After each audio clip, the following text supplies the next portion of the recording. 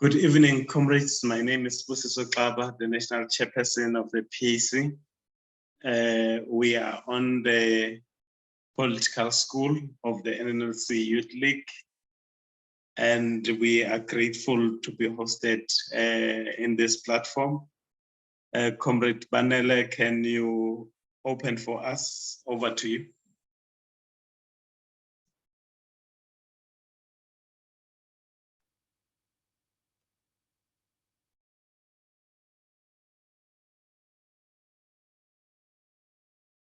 Comrade Banele, you are still muted. Comrade Mafafa, over to you. Izwe lethu Africa asibonga National Chairperson sivusele nakumacabane la khona la comrade Banele have network challenges sithemba lokuthi utawuphinze abuye asijoyine la leadership comrade kungaba kubonga comrade ukuthi emacabane akhombise inshisekelo yokuthi athole lwadi kulo mshikashika wenkululeko yemaswati comrade leadership hayi singachubeka mfundisi yabo.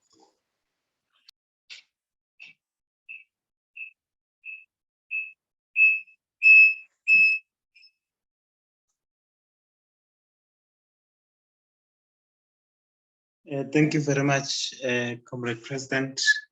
We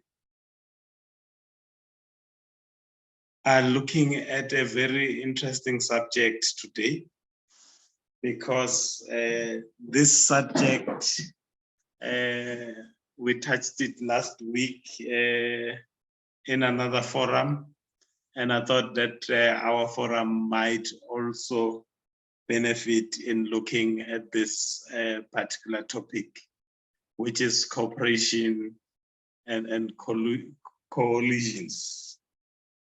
And sometimes you might find it being portrayed as a united front. How do you create united fronts and other kinds of cooperation or collaboration? In starting this exercise, I will open with a quote from the great Nkrumah, which basically highlights that it is clear that we must find any African solution to our problem. And that this can only be found in African unity. Divided, we are weak. United, Africa could become one of the greatest forces for good in the world. It is very important that we maintain African unity to be sacrosanct. And in that getting African unity, we will not agree with everything. We will be always at different classes, different geographic areas that might want to divide us. But we must know that any kind of division becomes a weakness, and unity becomes a strength that makes us a firm and a good arena. It is in that spirit that we continuously look at how to minimize or how to manage conflicts within us and how to manage conflicts among friendly forces among us, as much as how do we manage aggressive force against us? How do we deal with it in a firm and permanent manner?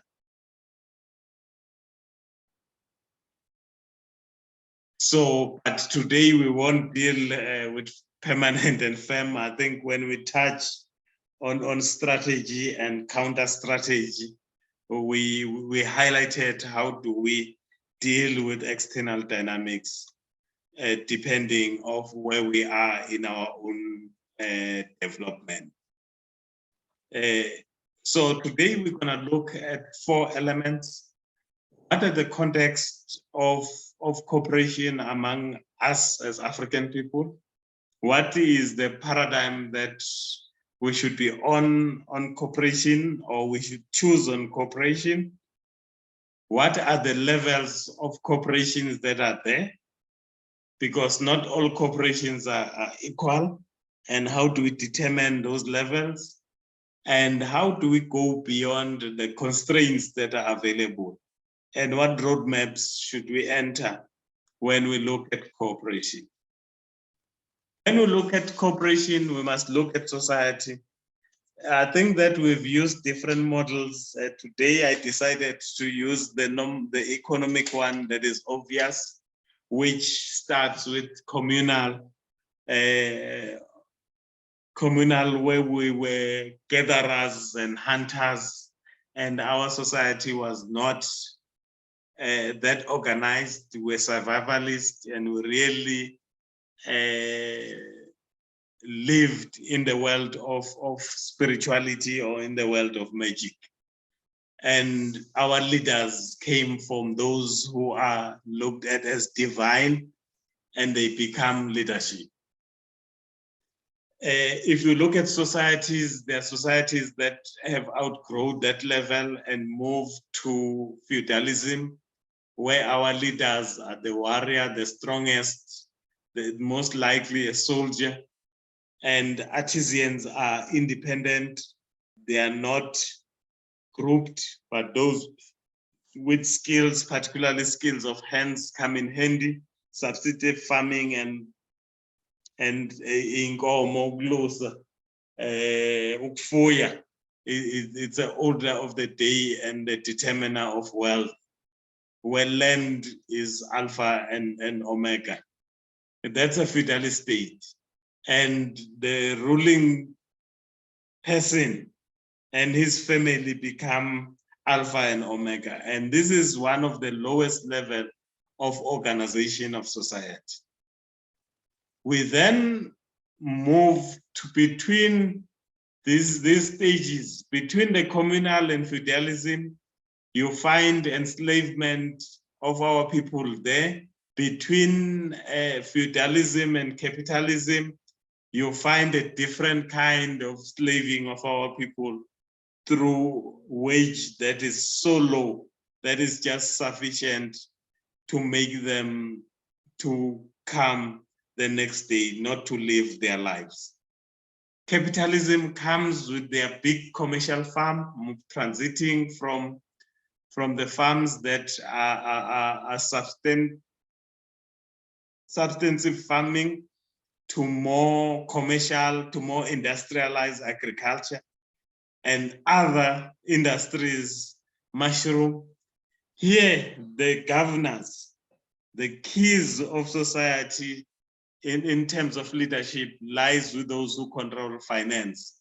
The financiers are the bosses in this arena. In the Southern African region, we have never passed these 3 stages.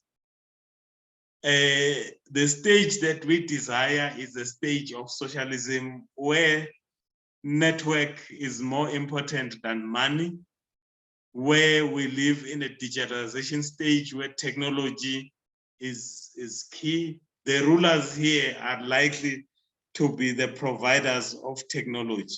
But the beauty is that at this stage of development, even that technology is democratized. True democracy lives in this level of development of society. Of course, there is no country in the world that has arrived at communism. We look at communism where we'll have a new person, a person with new values, with new attitude, with where there is no need for a government or rules or courts, because a person has matured enough that it does not need all of those. Society just moves with everyone doing what they are supposed to do. Quite an idealistic society. That's why, as Pan-Africanists, as much as we would like that society, but we still feel that it's way far-fetched. We're just struggling for a socialist one, where you will not be determined what kind of a family you were born in to be successful, but the network in society becomes critical for you to succeed. My question to you will be, where is Wangwane in this development of society? Because in us cooperating, we must be clear where we are so that we can be comfortable. Who can we cooperate with?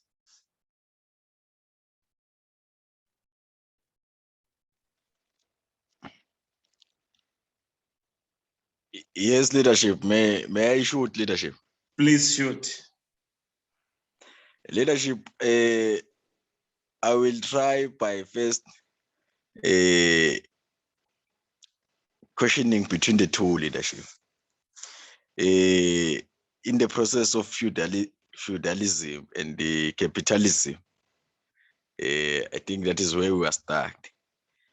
But then ngekusebenta kwale the way the monarch have distributed the land, and njengoba sowufakile lapha ku-feudalism lokuthi lokulapha ku-feudalism, subsistence farming and the land and everything, nalabo chief nanani konke le ndlela lo mhlaba lo uphetheke ngayo.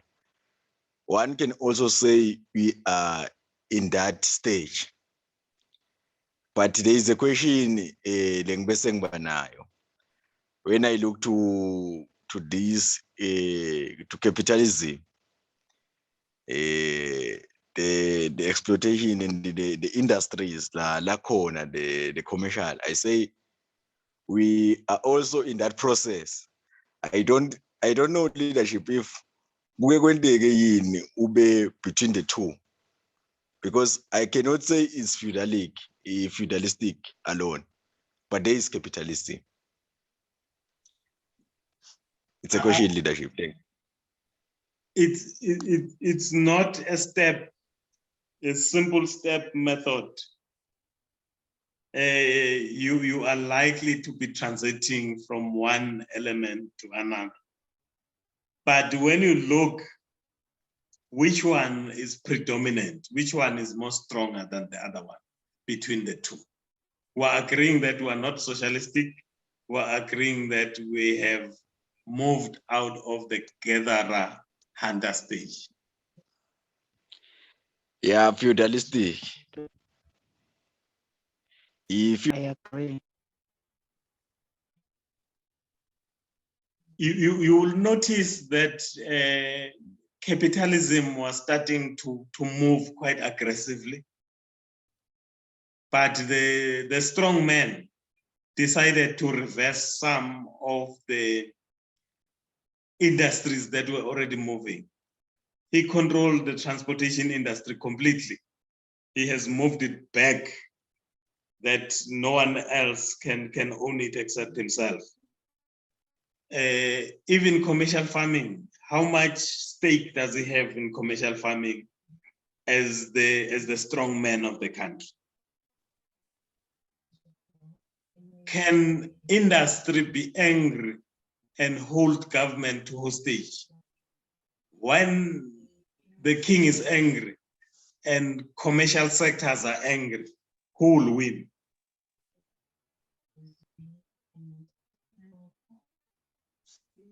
Wangwan. Ganja leadership, may you please once again pose your question? I'm saying that when the capitalist corporates, everyone is dancing, including politicians. In a feudal state, the king is hitting a guitar and everyone has to dance, including the politician. So the question is, which one is dominant?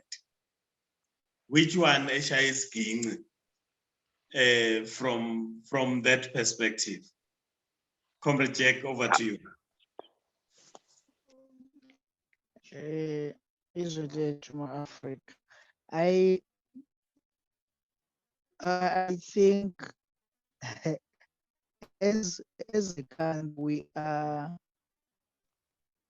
between the capitalistic and the feudalistic, but the more dominant one, it is the feudalistic stage, especially because in our case as a country, it is in as much as we say we do have a government,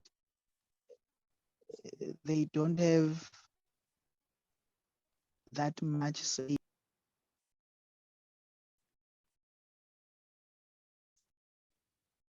So we are saying that we don't have much say. How does the factor of imperialism then come in, which is the highest stage of capitalism? How does the impact of the former colonial, which is a strong imperialist state, how does it influence our lives, Gwangwa?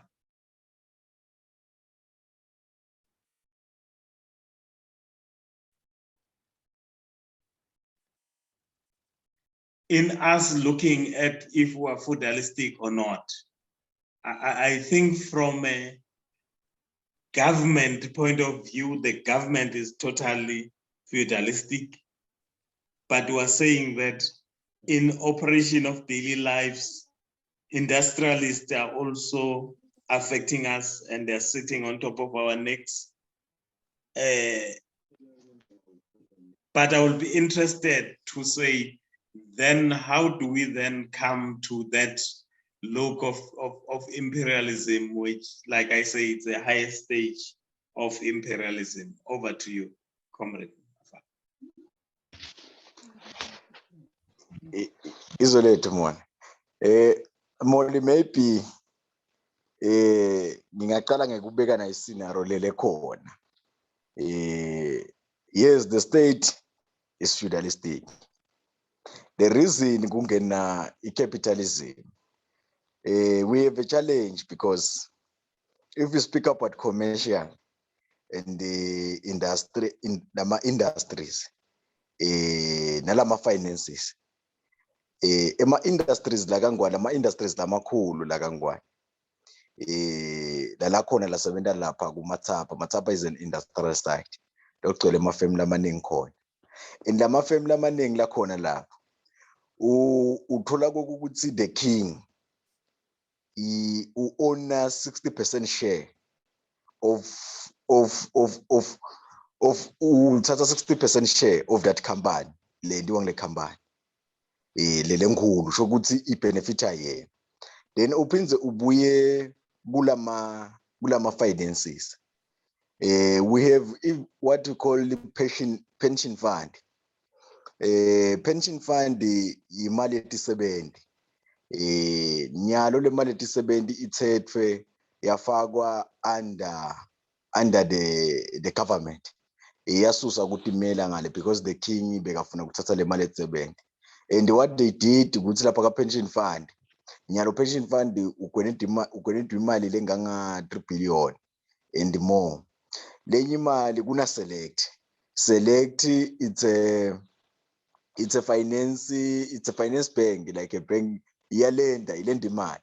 Thatha le mali etisebenzi ngale ka pension fund aphinze ngale finance aboleke le tisebenzi le mali yakhe la ithethe ngale nakuzana le thethwe ngale ka pension fund. And select is owned by the king, then kungawazi ukuthi the two concepts like feudalism and the capitalism kubese kuyalinga, but all in all kukhala sigenci sakhe the king. Angathi noma ngizamile more kuyiveta le point lapho. Uyizamile, but are they British, Taiwanese and US companies or European companies in general? is he also able to take that 60%? From South African companies that goes to Swaziland, he can, but does it do the same thing from the Asian and American, not American specifically, and European companies? Is the question to say leadership, the imperialism? It does not own utela ama-powers lawo uma kufika like the West, ngidabekisa nge-America, ngibekise nge-Taiwan. Akakwendi lokho. We even i-Britain is still control even our education. It still control some of our runs in the country. Yati controlela. Then ubese ngibuya kuna equation ye-US. We have a US embassy lekhona lela kangwane lapha eZulwini. Uma ivulwa le US embassy kukhona ipart lokwathiwa wena as a king angeke wendlule la. Even the Americans they operate in their own way. Utela ma-powers lanawo uma akabamba lama industries lawa lamanye lakhona leadership. So nationally, we got a feudal state, but internationally, we still, Gwangwane is still subordinate to the imperial state, because the world system, a dictator by America now, which they will never forget to remind you that it's a international order that is led by America, is capitalistic in nature, but Gwangwane itself remained feudalistic, but it operates in the world that is capitalistic. Hence, it's easy for the king to take whatever he wants, but he cannot take what belongs to the other world, which is bigger than his own state. You are correct that I will agree with you as well that Swaziland is a little bit, in fact, I will not say now, it was a little bit transiting towards capitalistic. They were starting to be national industrialists, and national, at least someone with more than one supermarket, or one that owns a transport system that moves in more than one area or holds more than one depot. So we're starting to see corporations, but they have never started. In Azania, it's different. It's the corporates here are shining more than any kingdom or any, even the government itself as we elect it. When the corporates are angry, the politicians have to bow. Unlike Gwangwan, when the king is angry, politicians have to bow. So the kind of friends will be a little bit different. For us in Azania, we cannot have friends from the oppressive class of capitalists. We cannot have strategic corporations. We cannot have principal corporations. We can only have technical cooperations with those people. However, when you look at socialists, we would like to have closer relationships with them as Pan-Africanist socialistic organization. However, because they come from countries that are capitalistic in their nature, normally do not, they think that they are socialistic, but they always revert back to not to want relationships with us because they still want to be funded by capitalists, because we looked a little bit too extreme for their liking. That's a scenario of Azania, as we will look later. But Eswatini, I think you have an opportunity to have friends that we cannot deal with, because both of you as workers, as African workers, as potential workers, as the youth, and the industrialists, and the people who want to be in finance, you are all under the same difficult yoke.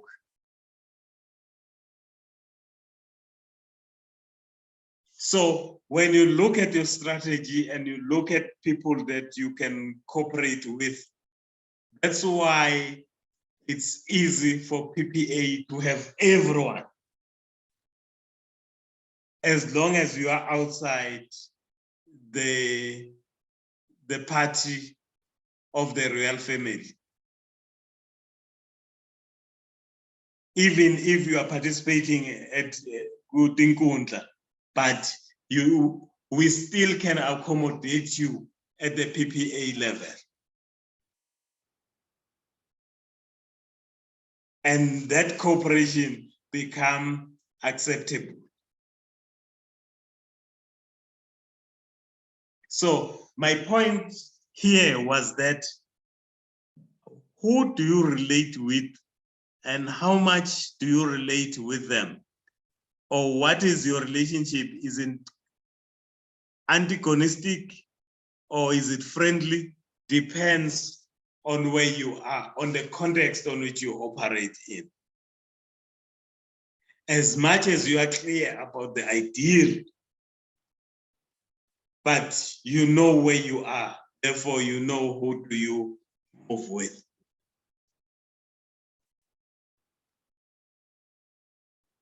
So in every corporation, there are two options that you have. You either want to improve the current existence, or you want to reimagine, which we can say is reformist and the revolutionary paradigms. Those are the clashing paradigms. So in putting together a coalition or in cooperating, you are asking yourself, do I want to just resolve the complaints, the simple complaints that people have? Do you want to stabilize the environment? Do I want to just support the victims? Do I want to make the people live better to strengthen the social welfare and its institutions?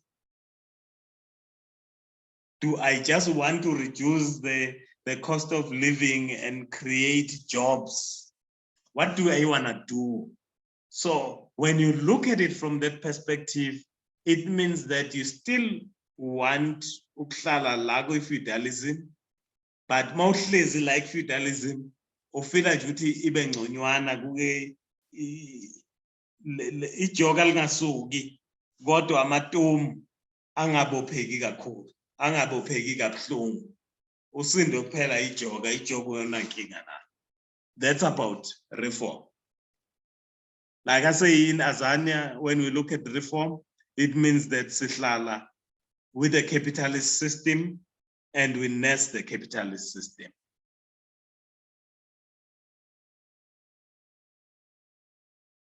Reimagining means that we resolve a principal problem. What is the principal problem?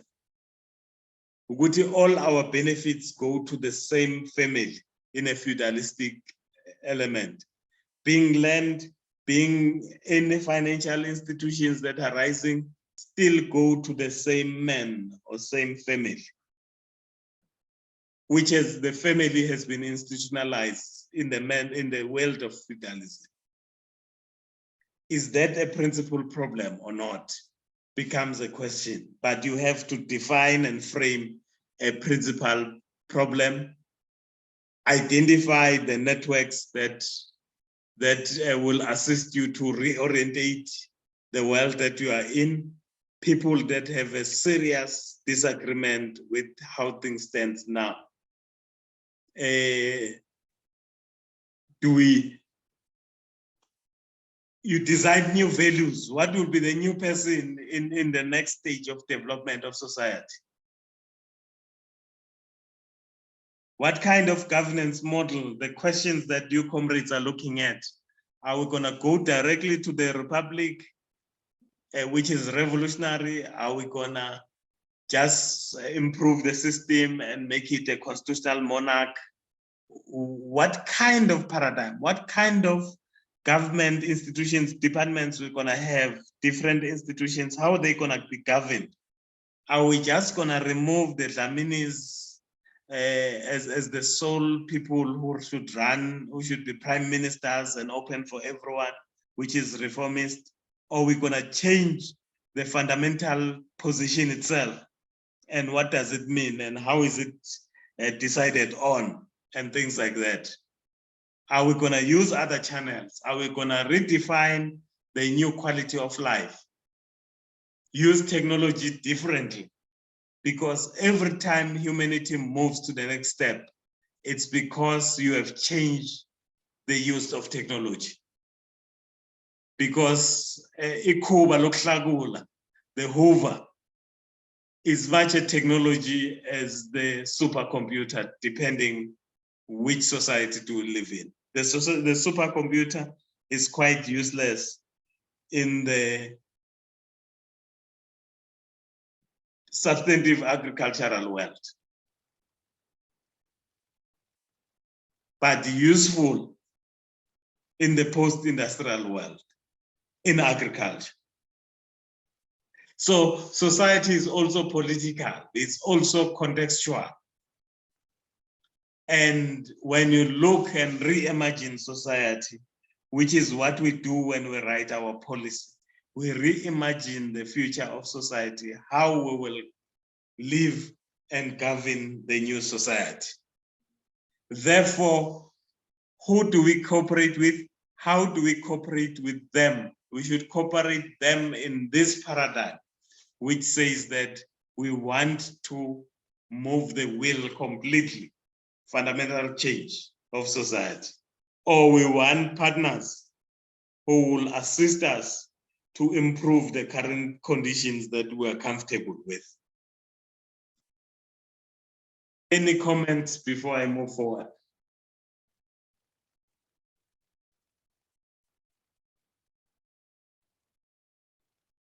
The challenge becomes that we remain schizophrenic. Over to you, comrades. Your hand is up. Yes, leadership. Comrade, may I ask a question to this issue of reforming the revolutionary? Is any possible means, if comrades are revolutionary, they want to change the system, they do not want to reform the system, unga-cooperate in align nawe nalabanye, more especially I can make an example, the current government in Azania, the ANC, unga-align in the reformist, revolutionary when you want to force out change the system. There are two things. It depends on your conviction. The Chinese revolution, it's quite interesting. So is the Russian. If you look at after Kuomintang and the Chinese Communist Party fought and the Communist Party was defeated, what did the Communist Party do? It then engaged Kuomintang and said that we will march with you, we will fight the Japanese together as one solid Chinese unit. But the difference is that they cooperated from a revolutionary perspective, even when they were moving with reformists. They invested time in training their people to think differently, criticize themselves, find what was their weaknesses, while they were not under pressure of being fought by the commandant. When they were sufficiently strong, they then cut ties and fought commandant and won. Of course, there are many other revolutions which try to follow that pattern, and comrades end up being swallowed by the reformists, because we always have a strategy and a counter strategy. The other person is not sleeping as well. When you want to defeat them, they want to defeat you in the long run. You are lucky when you find an enemy that is not strategic in their orientation. They just look at the now. And of course, you feed their egos so that they feel in charge while you do your work. The Russians as well, the Chinese, you'll see it was quite a long time. That strategy needed a long time.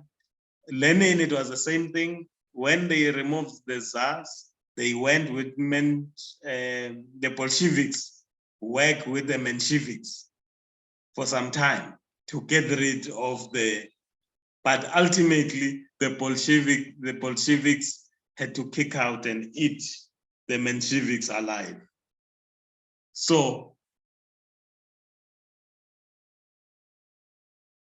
but those, like I said, they are few. If you look at the world in totality, as I was making with the left in the world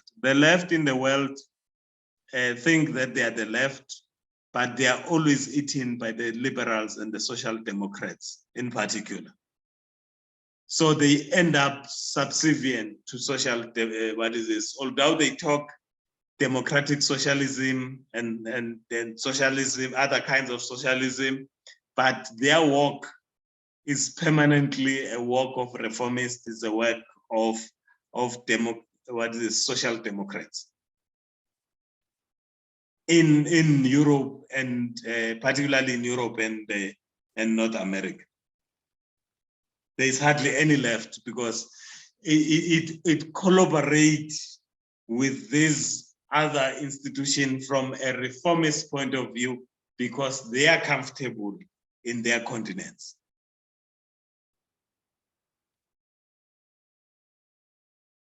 Any follow-up to that question?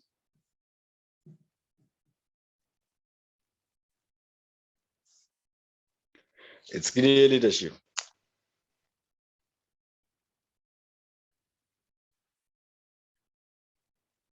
You'll see also, I think I talk about the industrial age to say, what does it look like? We can have the same element from a feudalistic stage, that the feudalistic stage, everything is more control and absolute control of people's lives and control of land, which remains physical. The ownership of things is different from industrial era to the feudalist era. The feudalist era, it's more interested in ownership, in no ownership of people. People don't have any ownership. Things can be taken at any time because you don't own it. You are just allowed to use it, or privileged that you have to breathe a little. You are given small just to come back and create more wealth for the monarch. And for corporations in the space of Azania, everything is owned by corporations here, including land, in the majority.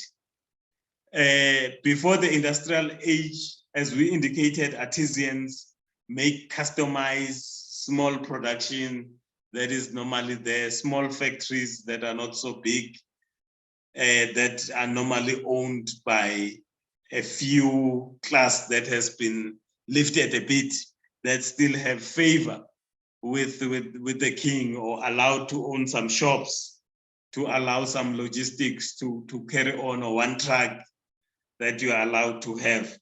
So you must understand on which era you are in, so that in that era you operate quite different. So in Azania, you'll see that the A and Bs and the Taxifys and all these digital companies are becoming dominant over companies that are industrial. It's starting to de-industrialize. So as China, if you hear China, China has been the factory of the world for decades, for 2-3 decades now.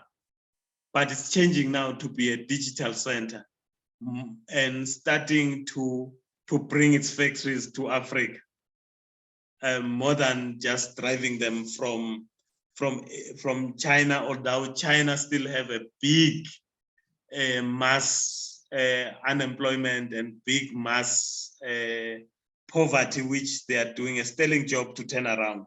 But nevertheless, they are starting to look at themselves more from a digital era than from an industrial era, where Azanians would be looking at more of an industrial era. Chinese want to dominate the digital era. That's why America is starting to ban their companies, so that it disadvantage, put sanction, discouraging everyone to use companies like Huawei, because they are so dominant and they threaten the dominance of the entrance of digital era of America. And as they are entering much faster than the Americans, where Americans dominated the industrial age completely.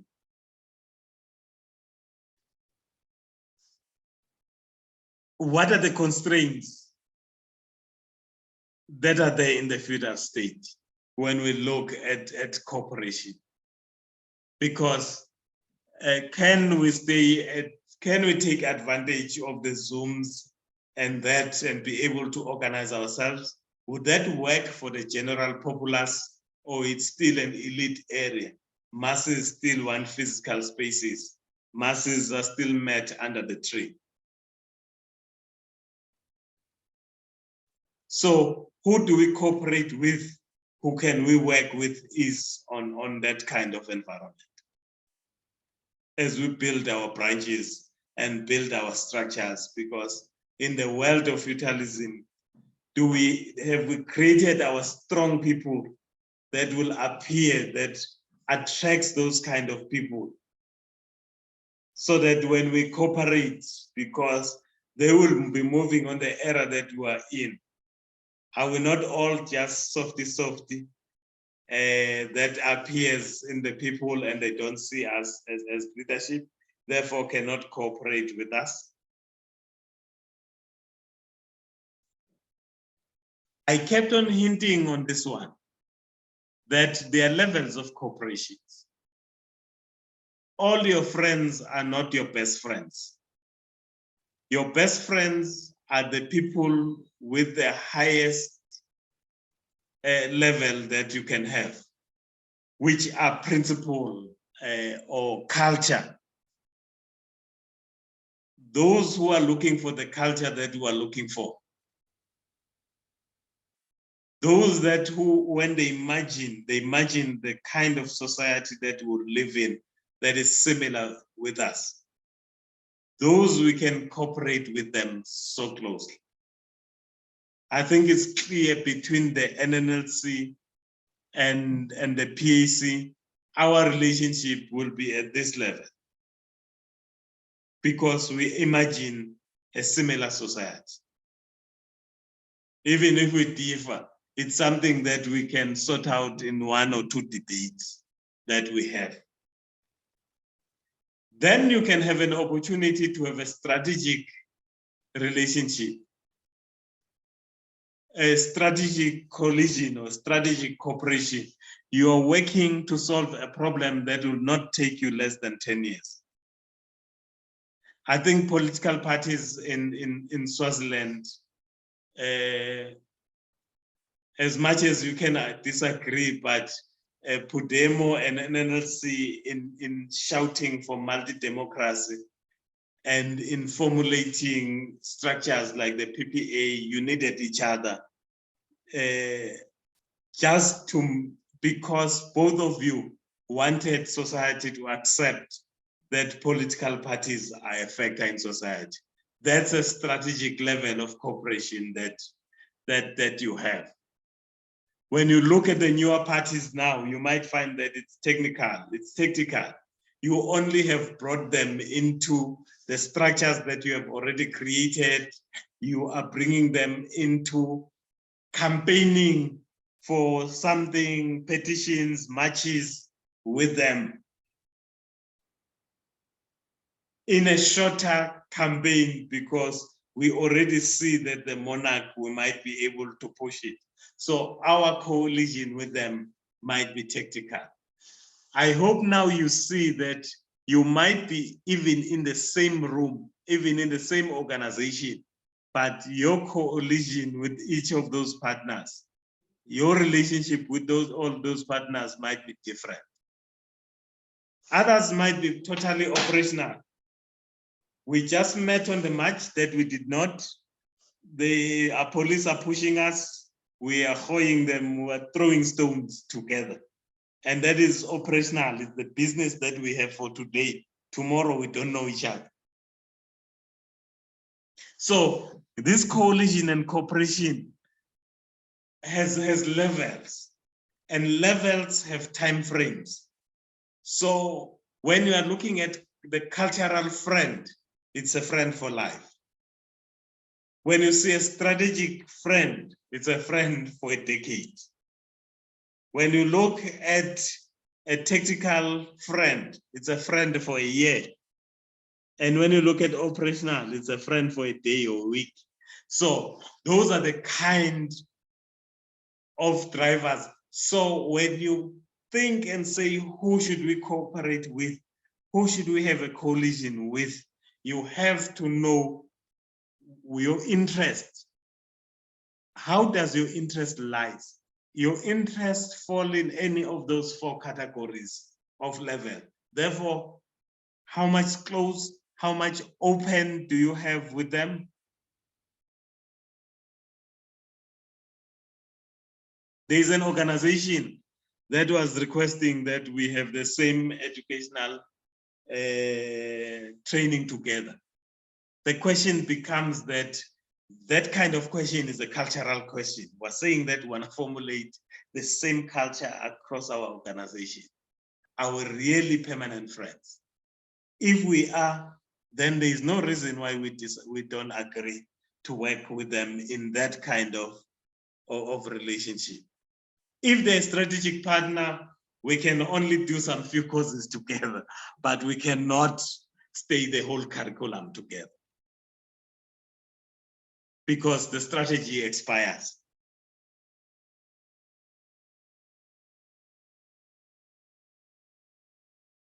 Any question before we move to the last stage of today's engagement? Or any comment, let me rather say.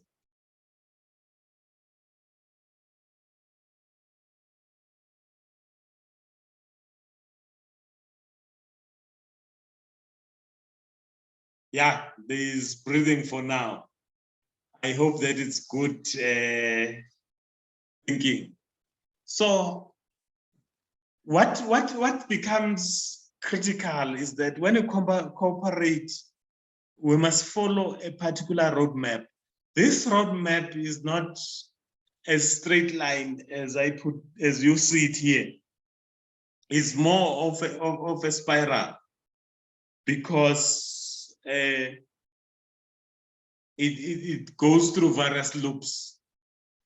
The question is, when we put together this coalition, the question, or we cooperate, what vision do we have for that cooperation? We must clarify that in external forms, in terms of our ideological posture, our philosophical posture, and what kind of society are we looking to build together with these people? Are we just trying to move with them just to cross the river in front of us? and duck the crocodiles that are swimming there, or we are going the whole trip. Ultimately, we are looking at merging and be one organization, which then says that, does it tamper with our policies? Does it tamper with our regulations internally?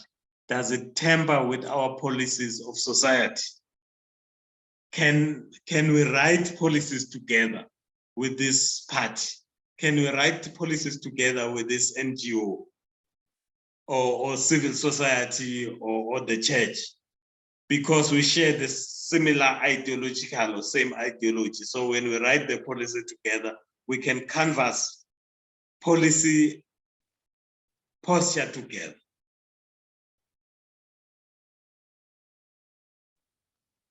In terms of institutions, are we going to co-brand?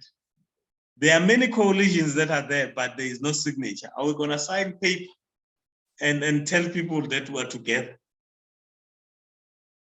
What kind of networking are we going to do?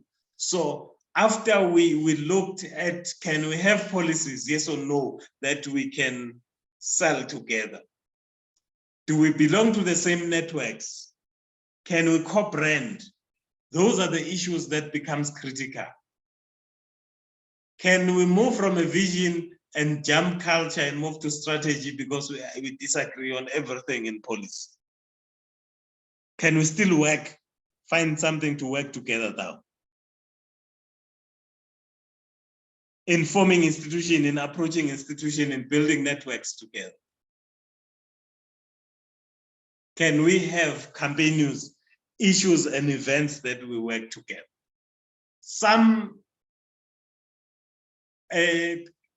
partners that we cooperate with, we jump from vision straight to campaigns because we only deal with them on events or one issue relationship.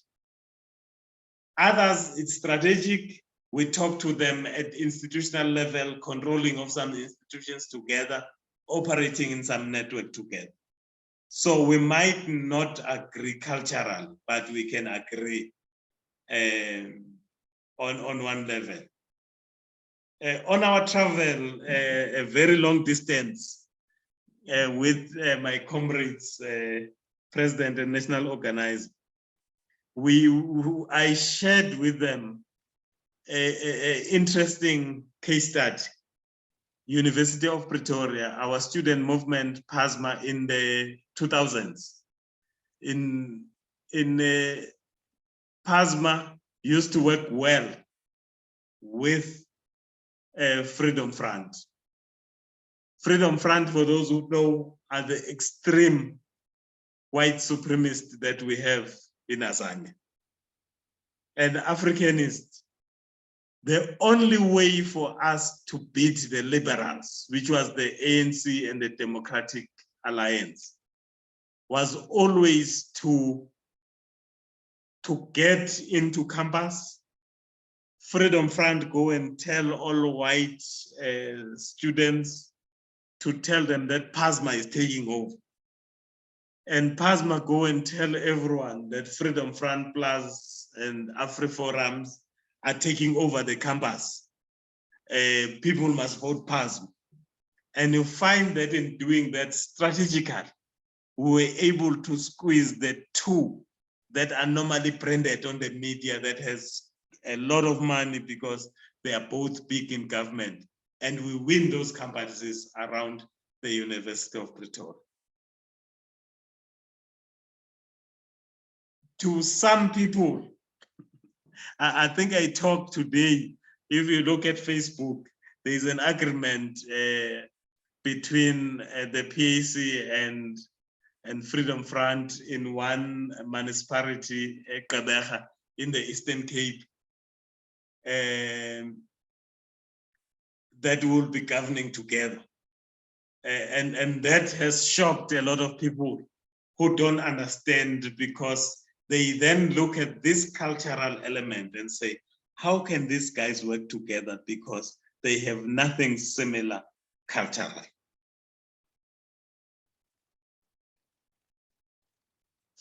Gwangwan, What are your controversial issues? Who do you see that you cannot cooperate with or you can cooperate with? I would not want you to say names today, but I'm asking for you to discuss this in terms of saying, after you determine your vision, what kind of a vision do you want? You are clear. What kind of vision that a particular coalition or corporation can give you? Who can you work with that surprises people? Who can we work with that makes people happy because they see that you are natural? You should have been natural friends. That was my last point, as you will remember that we said that we'll talk about these 4 elements. Let me ask for your comments before we give Banele an opportunity to close. Don't close now. Now it's for comments.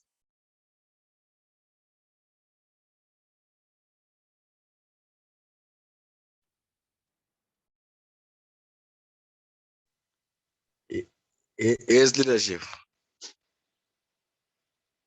Yes, go ahead. Go ahead, comrade. Or I'm still audible enough. You are clear. I will try to go back, leadership, to the level of cooperation, leadership. To say, comrade, on the operational, you speak about one day that maybe we meet with these comrades at the streets, or in the streets for in a demonstrations, demonstrator leadership, maybe sihlangana nabo, comrade. What a positive outcome from the engagement with those comrades. Lesingawathatha maybe uthi organization from meeting with them, yet you disagree on culture, you disagree with strategy, maybe campaigns that are lanhlanganisako for that particular point. Kukhona into ongakuthatha kulawo macabane leadership. Then please go ahead. Yes, leadership. Then my last question it's a contribution to the cooperation roadmap, leadership. It is very clear and straightforward, leadership. It is quite interesting how I wish this information leadership may go far, leadership, to say, who do we align ourselves? It's a question. Le solo ikhona ukuthi who do we align ourselves? But we having my challenges ukuthi singa-aligna nabo bani. There were different views and baningi nalabanye labafuna ku-aligna nathi sibe one. But this is the right information leadership I think we can use even in our policy making. Thank you. Thank you very much. What we can learn from the people that we work with very loosely, without meetings and agreements and such. It's exactly in the example that I've made. I don't have another one in mind, but that we have a peaceful march. We are marching. Police becomes aggressive, and we need to survive. We need to shield our leaders and make sure that they are safe, and there are people who can beat up the police. So we work with them in beating them up now in the action that we are involved in. But we don't have an ongoing relationship. That relationship is just because we are all in the same situation now, and no one have to agree with anyone. We just have to do. So it's in the doing. It's a relationship of doing something spontaneous. So sometimes out of that, you might promote the relationship to the higher level where you see, hey, these comrades are strong. they can create miracles here on this facet. Maybe let's promote that into a campaign that we can meet and discuss and plan together. Because that one was not planned together. It just happened with the leadership already on the ground, and things had to happen.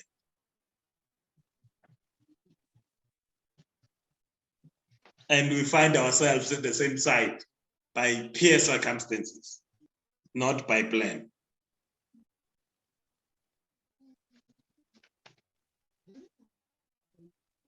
Does it make sense? Or maybe can other comrades just add on that issue of operational, any addition, comrades?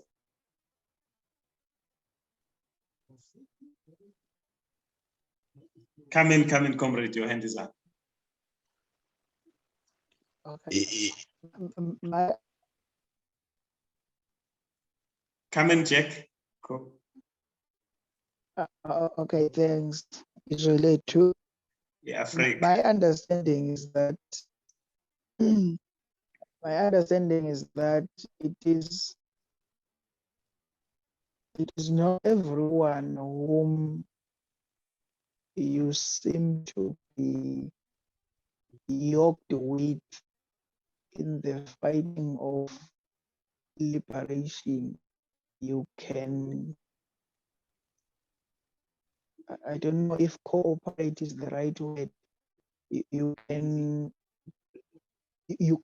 open your secrets to, or you can plan your secrets with, or you can plan your plan of action with.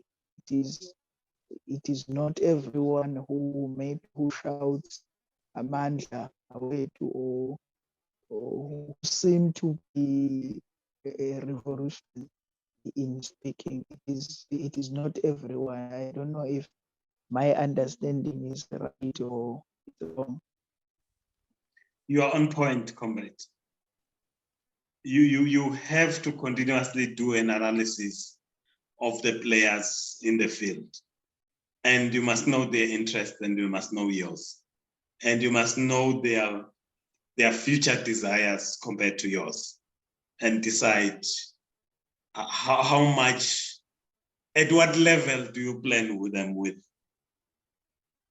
Is it very basic of the next event, or is it sophisticated as much as the how would we bring about the future government?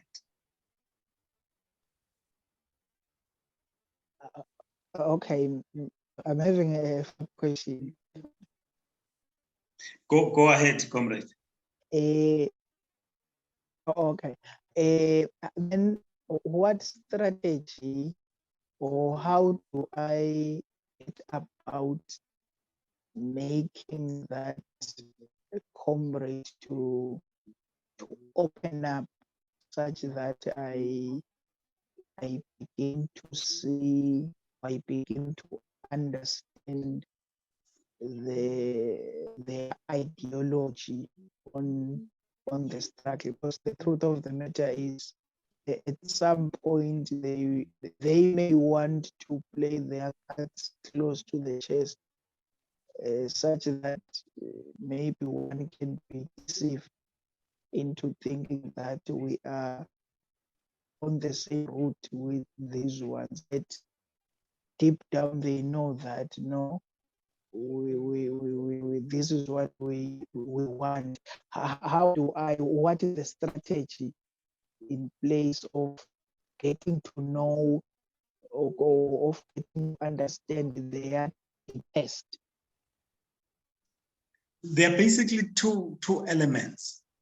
The first element is what we dealt with when we look at our previous classes, when we look at, I think it's a video on YouTube that we said, the friends and the foes, where you actually look at how do I analyze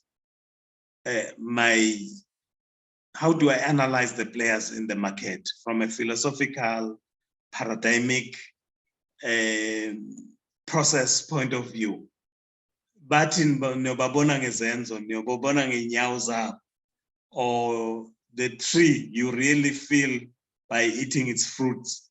So practically, what fruits are they producing? Are they reactionary? Are they reformist? Are they revolutionary? So you look at that. That's the first phase, the framework. Secondly, it's information gathering. How do you gather the information in the manner that it's true, which is your real question? That becomes what we should deal with in the future around issues of intelligence and counterintelligence. How do, as an organization, do you gather information about others and be able to analyze it sufficiently that you are sure that you have received the true, you've got the tools to test the truthfulness of your assertion. That goes beyond the tools of analysis from a general point of view, but this one comes from a risk management point of view, an area that we have not dealt with in depth so much.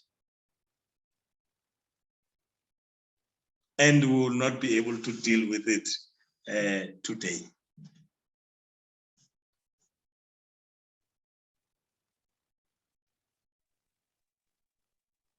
Last opportunity for the comment before we then hand over back to you, Comrade Mafafa, to close for us.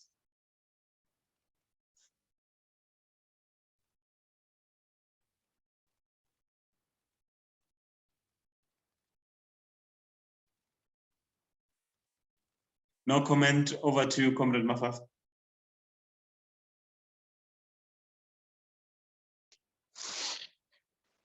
Asibonge leadership, sibonge nakumacabane comrades, laphumelele kokuthi kule political school. National Chairperson, you have touched very critical information letawudlala inzima lenkulu kakhulu in our organization and growing our organization.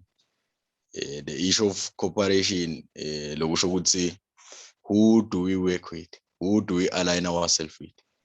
It's a question, and also you've highlighted a very important part on the issue of content. You say, because before you can fight, you need to know where you are. Utokhona ukudetermine ukuthi your next move ihambe back up on the issue of communal feudalistic, capitalistic and socialism to communism. It was well explained, leadership.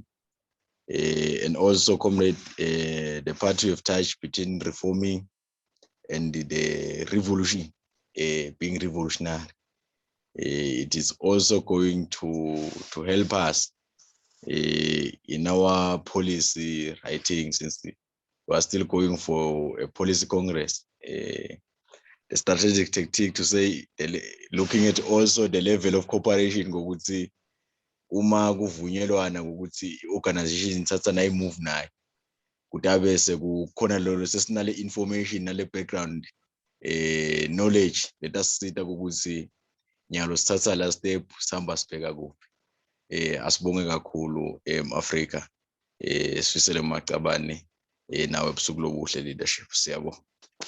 Thank you very much. We are just calling that comrade must visit the NNLC Youth League Facebook page and the NNLC Solidarity Campaign page on Facebook and other media platform that drives the message of the NNLC Gwangwane and across the world. Thank you very much. Have a good evening.